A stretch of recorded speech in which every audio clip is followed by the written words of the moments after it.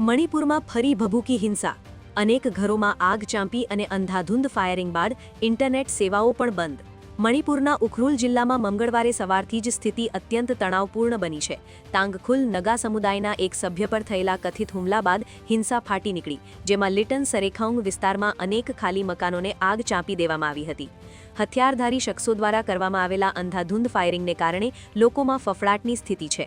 પરિસ્થિતિને કાબૂમાં લેવા માટે અને અફવાઓને રોકવા માટે રાજ્ય સરકાર દ્વારા જિલ્લામાં આગામી 5 દિવસ માટે ઇન્ટરનેટ સેવાઓ સ્થગિત કરી દેવામાં આવી છે. અધિકારીઓના જણાવ્યા અનુસાર હિંસાના ડરથી સેંકડો કુકી અને તાંગખુલ નગા ગ્રામીણો, ખાસ કરીને મહિલાઓ અને બાળકો, પોતાનું ઘર છોડી સુરક્ષિત સ્થળોએ આશરો લેવા મજબૂર બન્યા છે. સ્થાનિકોએ સુરક્ષા દળો પર પણ આક્ષેપ કર્યો કે તેઓ હિંસા રોકવામાં નિષ્ફળ રહ્યા. રાજ્યના મંત્રી ગોવિંદદાસ કોન્થાઉજમે પુષ્ટિ કરી કે અત્યાર સુધીમાં ઓછામાં ઓછા 21 ઘરો બળીને ખાખ થઈ ગયા છે. વિસ્તારમાં વધારાની સુરક્ષા ફોર્સ તૈનાત કરવામાં આવી છે, છતાં વાતાવરણ હજુ પણ ગંભીર છે. બે સમુદાયો વચ્ચેના આ સંઘર્ષે મણિપુરમાં ફરી એકવાર શાંતિ અને સુરક્ષા સામે મોટા પ્રશ્નાર્થ ચિહ્ન મૂક્યા છે.